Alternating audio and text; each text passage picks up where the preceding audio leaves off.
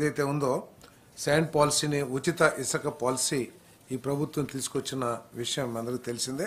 కానీ దురదృష్టం ఏంటంటే వెంటనే అత్యధిక వర్షభావం ఉండటం మూలంగా కొంత శాండ్ లభ్యత ఏదైతే అందుబాటులో ఉందో ఆ శాండ్ మొత్తం దాదాపు 47 లక్షల టన్నులు శాండ్ ఏదైతే ఉందో దాన్ని ప్రజలందరికీ కూడా అందించాం.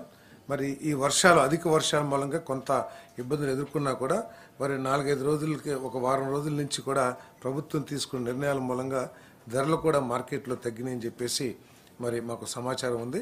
ఇంకా రాబోయే రోజుల్లో ఇంకా ఫుల్ ప్రూఫ్ మెథడ్తో, ఎందుకంటే ఒక నెల 15 రోజులు పోతే డిఫరెంట్ ప్లేసెస్లో క్వారింగ్ కూడా మొదలుపెట్టి ఇసుకని ఇంకా సులభంగా ప్రజలకు అందే విధానాన్ని రూపొందించడం జరుగుతుందని చెప్పేసి మనం చేస్తున్నాం.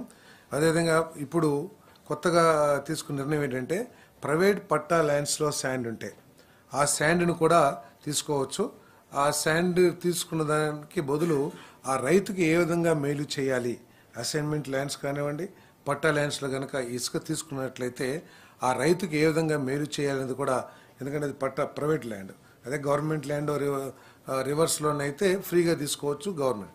ఆ రైతుకు కూడా ఏ విధంగా లాభం చేకూర్చాలనే దాని మీద కూడా ఆలోచన చేసి ఒక నిర్ణయం తీసుకోమని చెప్పేసి చెప్పడం జరిగింది. ఏదైతే గ్రామాల్లో చిన్న అప్పుడు తమ్మిలేరు ఏదైతే చిన్న రివర్స్ లేదా వాగులు ఉంటాయో ఆ వాగుల్లో ఎడ్ల బండితో ఆ గ్రామాల అవసరం, ఆ చుట్టుపక్కల గ్రామాల అవసరాలు తీర్చడం కోసం ఎడ్ల బండ్ల ద్వారా ఇసుక రవాణా చేసుకుంటానికి కూడా పర్మిషన్ ఇవ్వబడిందని చెప్పేసి మనం చేస్తున్నాను.